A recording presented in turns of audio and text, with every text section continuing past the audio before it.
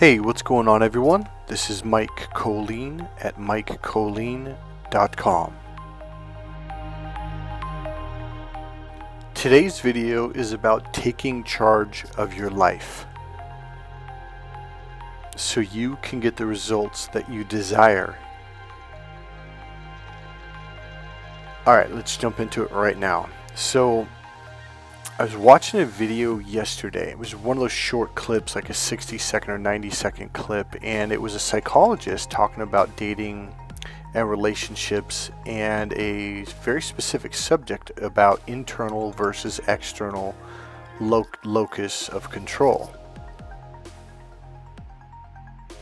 So one of the things I want to say right off the bat is a lot of people, number one, when they come to me, this is what happens. Their lives change. They start gaining more money. Their businesses start to take off. They start to gain control over their weight and over their habits.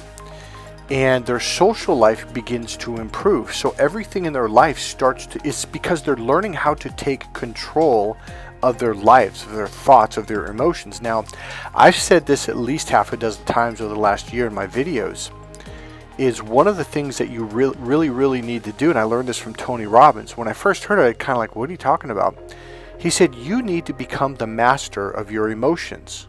So what have I been teaching you guys? Deep breathing techniques, internal awareness techniques, on and on.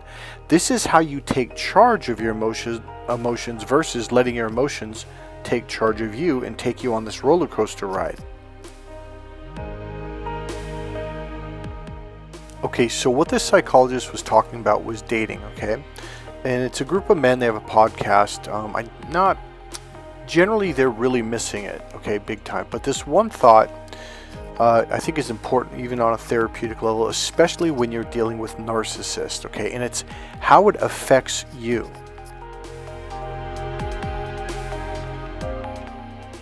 So, number one, the music's going to go down in about 30 seconds, okay? So, all right, so what the psychologist was talking about was dating a woman who has an external locus of control, okay? So your control really should be inside your solar plexus. It should be inside your body, okay? Because then you're in control of your life. Now here's the deal. It's a little bit challenging to understand this. So I'm just going to dive into this. So essentially what they were talking about on this podcast was, and this could be, by the way, this was just a men's group. It could be completely the other way around where a man is doing, or a narcissist or whoever. It's not a male or female thing, okay? It's a person thing. So they were talking about, he was trying to explain what happens when you date a woman, and again, it could be a man, who has an external focus of loci of control. I kind of hate that word, of control, okay? So in other words, their control is out there. Whereas people who have control inside take charge of their own lives.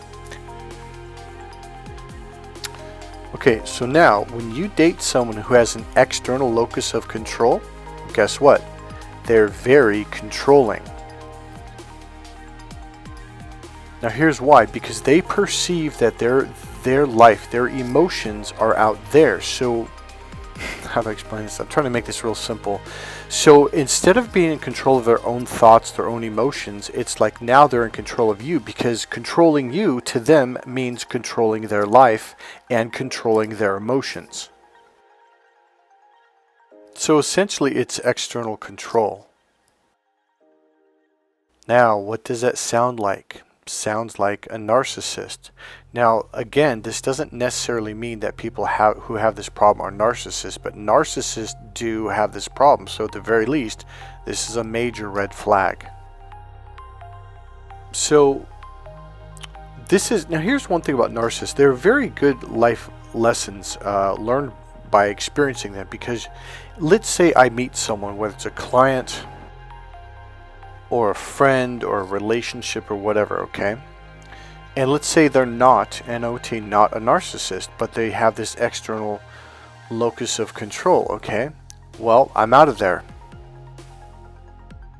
because you get blamed for everything. You get blamed for their emotions, whether they're up, whether they're down. It's this roller coaster ride from hell that you can't get off of. All right, so I'm going to do something very positive. So if this person who is a narcissist in my past is listening, this may kind of pop you out of it, okay? The reason why I say it is because this person, even though I blocked them, they're like, well, I'm going to make fake accounts. I'm like, yeah, because I pretty much figure they're always listening. So this may help out. So here's what happened. Their life, after meeting me and interacting with me while I was in their life, completely turned around. Their business took off. Their social life took off. Their financial life, everything. Like they became happy. But here's the mistake that they made. Because they have this external belief that, well, I'm not in control of my life, so I must get people around me to do things for me or to bring good energy into my life, etc. Here's what happens. They believed that because I was in their life, all of this good stuff happened. Now, is there some truth to this? Yeah, absolutely. Whatever you believe is what you create unconsciously. So this person started to walk around with a smile on their face. They had a light in their eye. They were easier going. They were just, they would say the right thing to the right person at the right time unconsciously without even realizing they were doing it. So let's say you were one of those people whose life sucked and you were depressed and people died around you, etc. And you meditated for a year and you did this, and finally you went on this trek to the mountains in Tibet, and you got on an airplane in Los Angeles or San Francisco and you flew all the way over to Tibet. And then, you had to walk up these roads for miles and miles in the cold winter, wind blowing 40 miles an hour, and you're just freezing and shivering. You're on this long, lifelong journey and trek halfway across the world, or literally the other side of the world. And you get to the Tibetan monks, and they're like, well, the only person that can help you is up that mountain. And it's a 3-day hike, and the only way you can get up there is by walking. Now, we can send with you an expert on trekking up the mountain, but you have to speak to the monk that's hidden in the cave at the top. So you are taking this journey because you know, it's beyond belief. You absolutely believe, you absolutely know, if I can speak to this monk, I'm going to be happy again. My life is going to turn around. So you spend, I don't know, $1,200, maybe $2,000 on airfare. You spend all this money on travel fees, on expenses, hotel, food, and now you've got to take this three-plus day journey up this horrendous mountain, winds, snow, ice, freezing weather, but you're gonna do it. So you go up this mountain, you finally get there, you are exhausted beyond belief, because at this point, this has been about a 7-day journey, including airfare, finding the people in Tibet, etc. And they send you up this mountain, and you are exhausted, you are tired, you are burned out, you are crying, you're begging this monk to help you. And the monk sits you down, gives you some tea, gives you some soup, etc. You start to warm up because it's warm inside this cave. And brings you warm water, and you're just starting to feel good. And he does these chants and he does these things, and then he gives you this talisman, this on a necklace, and he puts it around your necklace and says, this is going to change your life. All your wishes, all your dreams are now going to come true. And you go home, and all of a sudden you meet the girl of your dreams or the man of your dreams. All of a sudden you just find the right business opportunity, or you get the right job making 10 times more than you've ever made, or you suddenly figure out a way to get your business off the ground, and blah, blah, blah, blah, blah. It had nothing to do with the flight to Tibet. It had nothing to do with walking up the road to Tibet. It had nothing to do with walking up that mountain 3 days in the freezing snow to get to the cave. It had nothing to do with the monk. It had nothing to do with the talisman. It had everything to do with you finally believe that now I'm in charge of my life and good things are going to happen. Your beliefs control your unconscious actions, because once you believe something, your unconscious mind will do everything in its power to make that belief true, because hey, this is what we believe now. Now here's the weird thing. Beliefs are not real, but they are powerful. Because they create your reality by unconsciously saying the right thing at the right moment, walking away from the bad person without even knowing you're walking away from them, saying the right thing to the right person, going to the right person, hearing something that you wouldn't have heard if you weren't in this zone, if you didn't believe this, and tuning in and listening to the person at the right moment that's saying the right thing that you need to hear. This is all unconscious, and it's all controlled by your beliefs. Here's the really cool thing. You get to pick and choose and change your beliefs just like that. Now, let's get back to external and internal locus of control. When people work with me, there is one thing that I am constantly doing. Number one, by modeling it, you unconsciously begin to notice it and begin to pick up on it. So what I'm constantly modeling is being internal. So look at the image. This guy is meditating, right? A lot of people when they meditate, they do external meditation, which means, well, you're hoping for the gods to help you and your energy is out there. When you bring your awareness inside and you do internal meditation, guess what you're doing? You're shifting your focus of your locus of control back inside your body. So when clients come and work with me, we are going to, now listen closely to the word I'm about to use. We will constantly work on a bunch of, here it is, internal awareness techniques, because this shifts your awareness back inside, which now puts you into your power. It puts you back in control of your life. So when men take the course Crack the Female Code, or someone's working one-on-one with me in coaching, I'm constantly going to be working. In fact, I demand it. We will work on this stuff, or I will not work with you, because otherwise it's a waste of time. Now here's the whole magic of this. All we're doing is shifting your perspective back inside. See, when you come back inside, now you're in charge of your life. Now you take action. People that have an external locus of control, they believe everything is about fate. They believe everything is about luck. They believe everything is like, well, it's either going to happen or it's not. They don't believe that they have any control of their life, and that is absolutely not true. But since they believe it, that's the way they perceive everything, even if they do take action and they do win the game. Like, it was just luck, the other team wasn't as good, or we just got the lucky kicks. Like, no matter what happens, they don't believe that that's something that they created. Alright, if you stuck with us this far, keep going. I'm going to start putting the pieces together more, okay? Now I'm going to read something from Google that I just Googled. Alright, I literally just Googled this external, internal locus of control thing. So I'm going to read some things off real quick. So external locus of control means that control stems from external forces. When you have an external locus of control, you believe that events outside of your control drive your actions and the outcomes you get. If you win a game, you believe that you won because you got lucky. Alright? Now, read this. Internal people believe they are in control and take responsibility for their own actions. External blame external forces for their own circumstances. Now, who does that sound like? Yep, like a narcissist.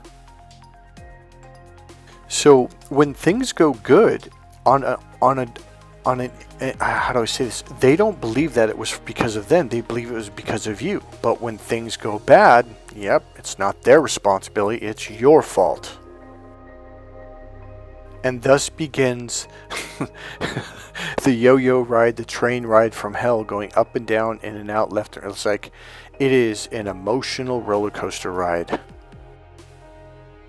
Now, people who are internal, I know because I've lived most of my life like this, it's like you are in control of your life. You You set your goals. You go after your goals. Like for example, when I was in boxing when I was a kid, it was like I had to do 300 push-ups and sit-ups every day and 300 jumping jacks before I even went for my run. Okay, so I was completely in a full sweat by the time I went for this run. Okay, and then when I ran, I had to run full speed, and I was running like a 5.5 to 7 mile course, and there was this huge dip that went up this hill.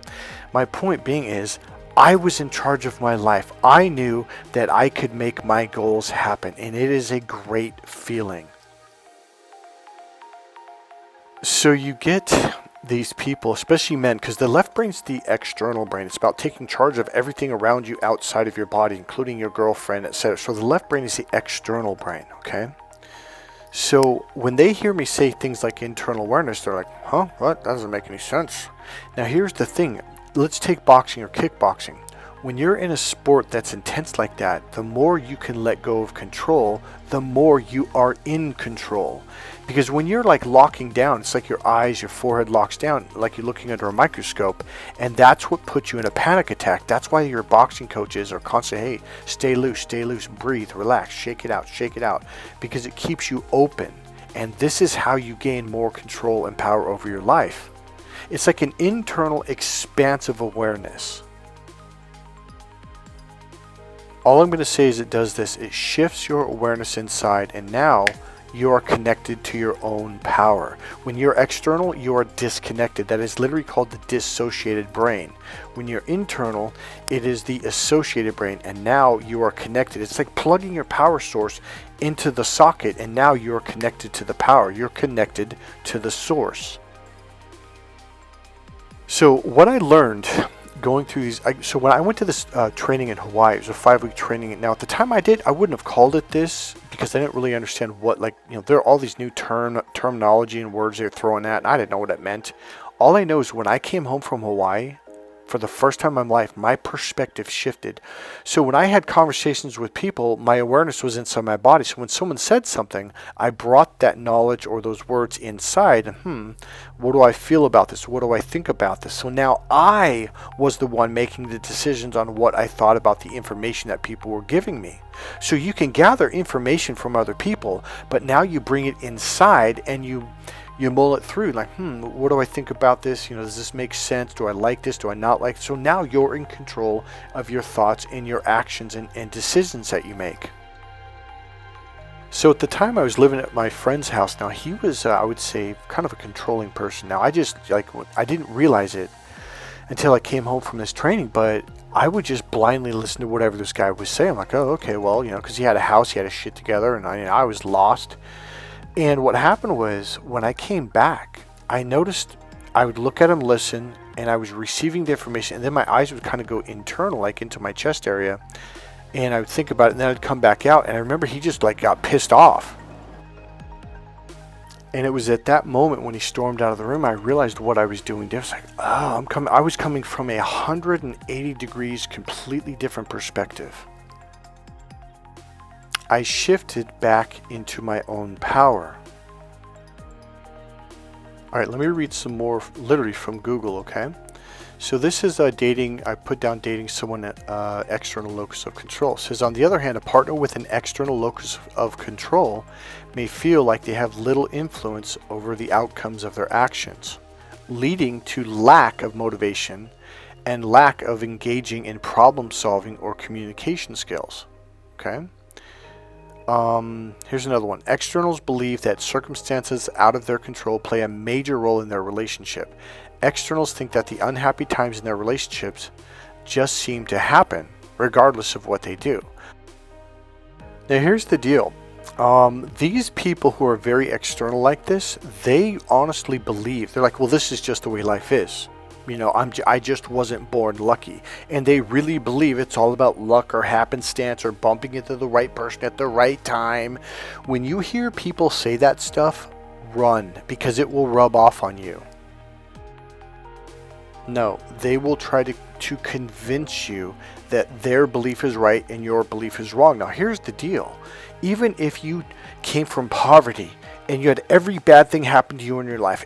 Your whole family got wiped out, your friends got wiped, like every bad thing you could imagine, and yet you still got your business off the ground, or you became a famous Hollywood actor or actress, and you started making millions of dollars, or professional athlete. They will say, yeah, that's because you're lucky. They will even say like, well, the only reason why you're more motivated is because you were born that way. I wasn't born with motivation. By the way, if you think motivation is something you're born with, you are absolutely 100% totally wrong. It's something you create and work at. So this is what a narcissist will do. They just look at you like, oh, you're so lucky. Like someone in my life actually years ago had said, oh, you're just blessed by God. And I said, oh yeah, like getting up at 4 o'clock in the morning, doing 300 push-ups, 300 sit-ups, 300 jumping jacks, stretching for 45 minutes till I was profusely sweating, and then running 7 miles at a breakneck freaking speed every freaking morning before I went to school. That was just pure luck, and it was just a blessing by God. I had nothing to do with it. So that's just a narcissist's attempt to devalue your accomplishments, your hard work, and just be like, oh, well, you didn't do anything. You're just lazy and you just got lucky. And so they take away from all the like hard work. You run, like I used to run when it was 25 degrees below zero, and I'm not kidding. I didn't care if it was rain, sleet, or hail. I had to do it because I wanted to win that state championship. You do have a lot with what happens in your life. You're not just this being that floats around and God either blesses or doesn't. The more you have faith in God, the more you have faith in yourself, the more action. See, what does it say? Like deeds, faith without actions or faith without deeds is dead. You have to take massive action.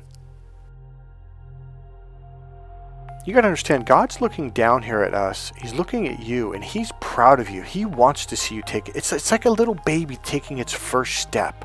That makes God so proud. And God knows that you have to have faith because you're going to fall down on your face, and you're going to do it again and again and again until you can walk.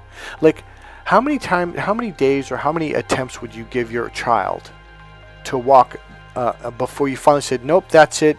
You haven't learned how to walk. I'm never going to let you stand up again. You're just going to sit in the stroller, and that's the way you're going to be. No, you're going to give them as many chances until they can walk. Same thing you do with yourself. You keep doing it until you figure it out, until you make your goals happen. So here's my overall message. Instead of working on all your beliefs, which we have some techniques that shift your beliefs. It's called belief change. It's one of the techniques that we use. So what I learned that's a lot more powerful is shifting you back into your power. Because even if we change your beliefs and you're still external, you're still disconnected from your power. You're disconnected from your source of energy, of power, of spirit, of soul. This is what I mean when I say shifting perspectives. It's shifting you back into a perspective of power.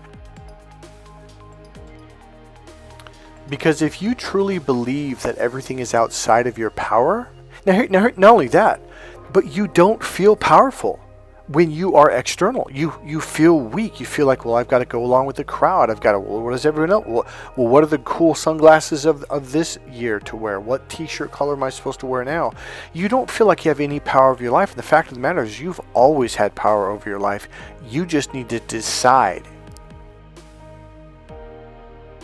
Now here's another narcissistic trick that we've been kind of muddied with, or not punished, or whatever. That's probably not the right word. Is that when we were kids, we were always punished physically, verbally, emotionally, and then the word responsibility was connected to that. So now we have this negative connotation of the word responsibility, or personal responsibility, or take responsibility.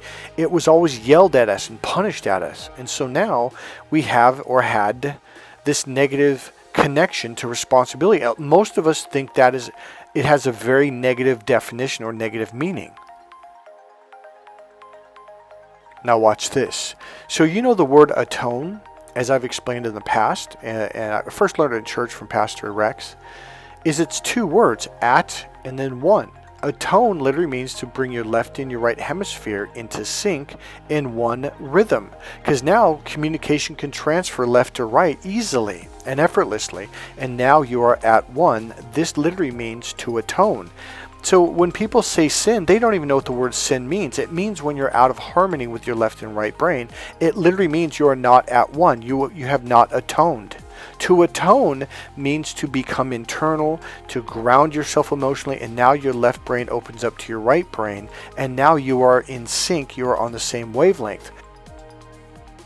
So it's like those heart monitors, like at the hospital. You could see your heart become beep, beep, beep, beep, beep, beep. So when your left brain is like this smooth rolling up and down, like beep, beep, beep, but then your left brain is like beep, beep, beep, beep, beep, beep, you don't have rapport.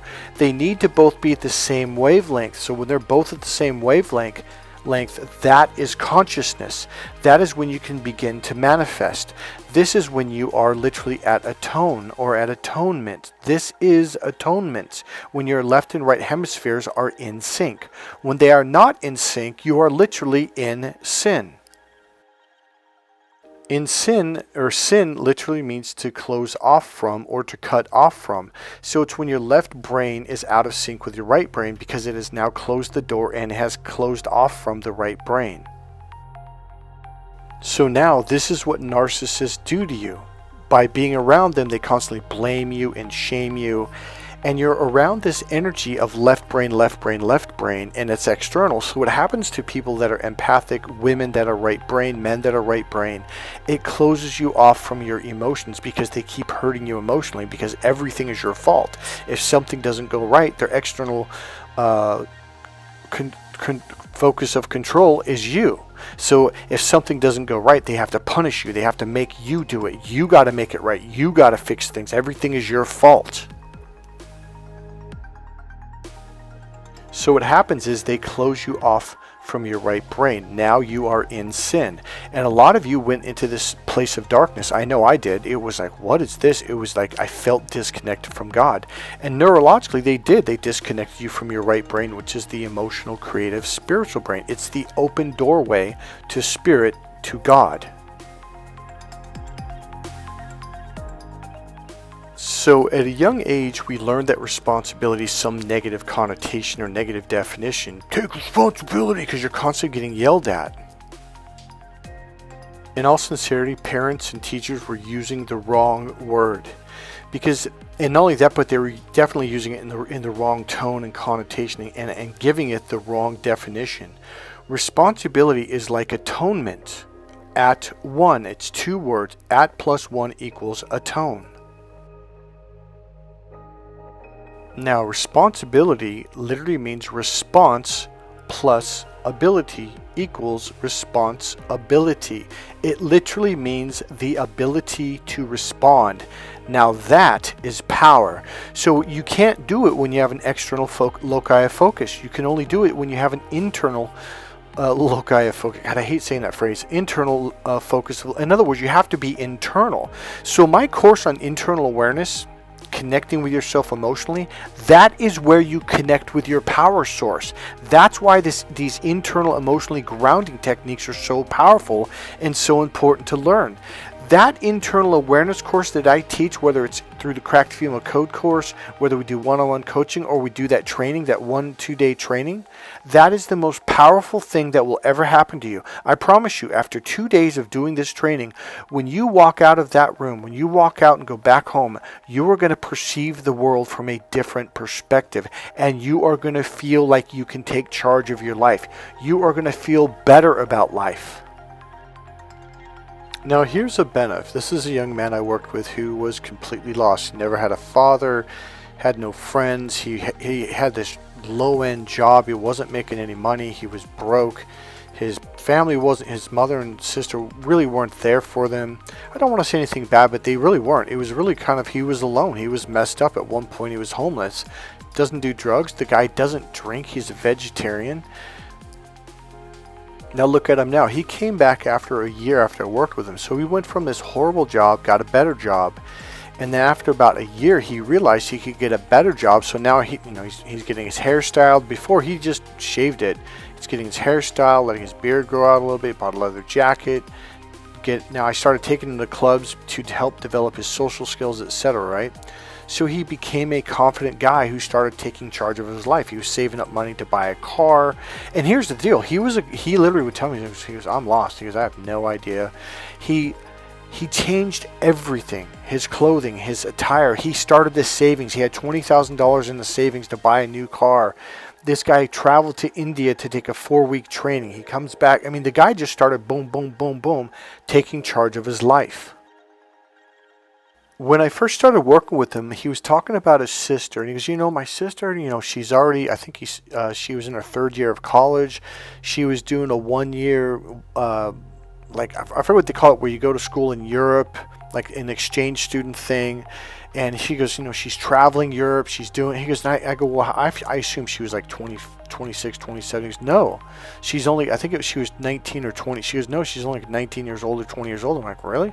He goes, everything she does, she just sets goals and achieves them. And he goes, I can't do nothing. The guy was completely powerless.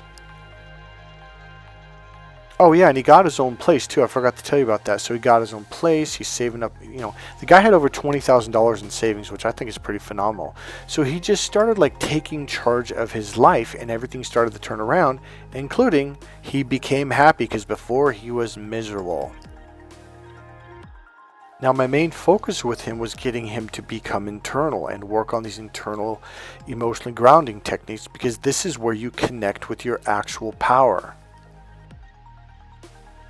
So when I was in my mid-20s, my old former high school wrestling coach had heard and in fact he called me up and said, hey, I heard you're doing this new psychology stuff. I'm like, yeah. He goes, well, we've got this kid that's a really good wrestler, but he can't win. And I was like, well, if he's so good, why can't he? He goes, just come on down. He goes, work with him, see what you can do. So here's the deal. The guy in practice was really good. Now I had another kickboxing guy, Tony Sanza, who became a professional fighter after I worked with him. It was the same story. The president of the IKF called me up and says, hey, this guy's a great fighter, but he hasn't won a single fight yet. And I was like, well, if he's so great, why isn't he, because it was just a really weird thing, saying he's a great fighter, but he hasn't won. And he goes, no, he goes, trust me, just watch. So I'm going to go back to the wrestler kids. So what happened was it was the same exact identical story. Their techniques was flawless. This kid was strong. He was powerful. He had endurance. He was a hard worker. And he actually beat me in practice a couple times, which kind of what the how is this kid, because I had just gotten out of collegiate wrestling. I'm like, how is this kid not winning on the high school level? So here's my point. I didn't work on him with better techniques. I worked on him to become more internal, to shift his awareness, because when he went out onto the mat in a competition, he became external. He looked for external approval. He was out, and instead you have to be internal when you're in any kind of competition if you want to do good. So here's Tony Sanza. After a few years of working with him, he was training under Gracie Jiu-Jitsu, Cesar Gracie Jiu-Jitsu over in the East Bay in Northern California. And yes, Tony's the guy that's on the back choking the other guy out. He's the one winning. So the overall message of this is to get away from people who have external loci. If you're in a relationship with someone like the external loci of control, it is going to make you miserable. You're going to be on a roller coaster ride from hell. Number 2 is to begin to develop to become more and more internal. So one example is if you meditate, your awareness should be inside. So this is why Jesus says to look within, because that's how you connect to your own power. Now you have to understand, people that are not connected to their power, they don't want you to be connected to your power. So this is the power shift that we're going through right now as a world. So people that are powerless, people that have an external focus of loci of focus, is they're going to go after people who take charge of their life. They're going to go after people who are responsible, who take, they respond. They have the ability to respond and they take action. And they're going to try to say you're bad, oh, you're no good, oh, you're just lucky, oh, God has just blessed you. So those are the people that I would avoid, okay? And just notice when people do that, realize these are people that are not in control of their own lives. And yet, here's the weird part about it, is they're trying to control people outside around them. So they think that if they control people around them and bring them down, then they can feel good about themselves, which sounds like, yeah, a narcissist. So once again, this is why Jesus says to look within, because, okay, so when God said, I don't want you to worship any idols other than me, it's because it disconnects you from your power, which is God, which is the source of your power. When you look within, you open up to your right brain, you connect with God, because this is how you connect to the power source and or what I call God. So an idol worship could be a talisman, a necklace. Idol worship could be, like teeny boppers worship, like, I can't remember, like Casey and the Sunshine Band. No, what was that one kid in the 80s? I can't remember his name. But they go to these rock bands and the girls go crazy. That's literally idol worship, okay? You're putting your happiness and joy into that person out there. And that includes a talisman. And that also includes me. I do not want you to look at me like your power source. I'm just someone who's giving you information and teaching you how to reconnect with your power inside you, which connects you to God. Because what happens if that band suddenly isn't famous anymore and they break up and they don't make money? Well, they're gone. Now your power source is gone. What happens if you lose that talisman, that necklace, that emblem that Buddhist monk gave you? What happens if you lose that? Oh, I lost all my power. No, you didn't. It was never that. It was never me. It was never that band that you worshipped. It was you. It was always you. But if you believe it was me, or it was this necklace you're wearing, or whatever, once you lose it, well, then you're screwed. And that's what happens with narcissists once people leave them. See, here's the deal. It was never you. It was the fact that they believed because you were in their life, you brought this energy, this light, this joy, etc., which made them feel good, which all of a sudden people around them wanted to be, because before people weren't around them.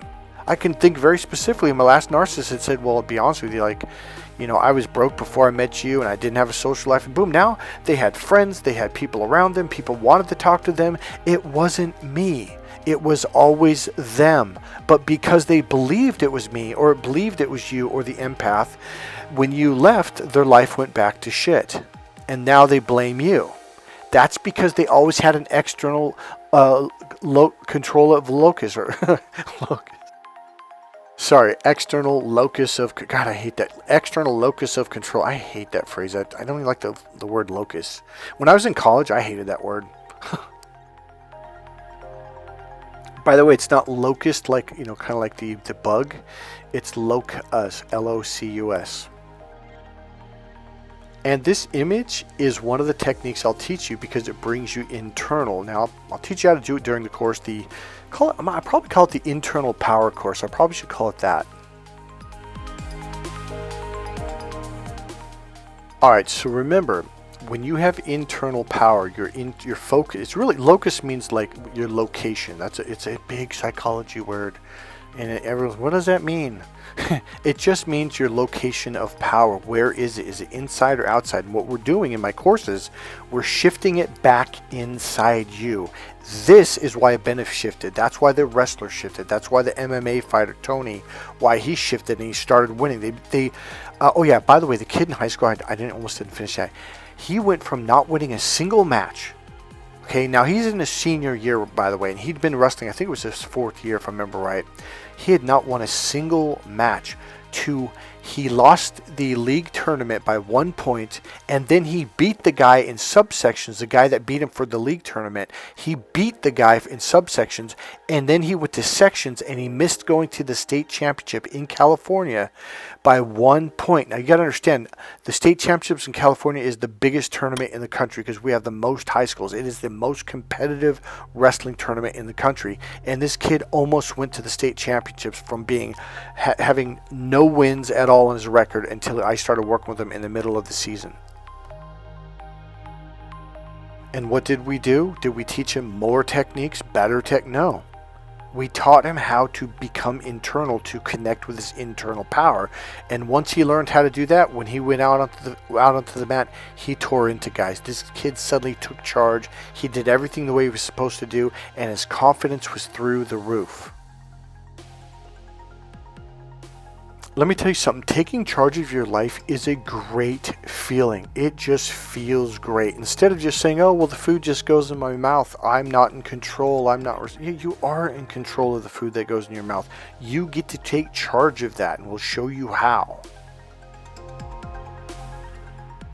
All right, that's it, guys. God bless you. Thank you for listening. I hope you got this far in this video.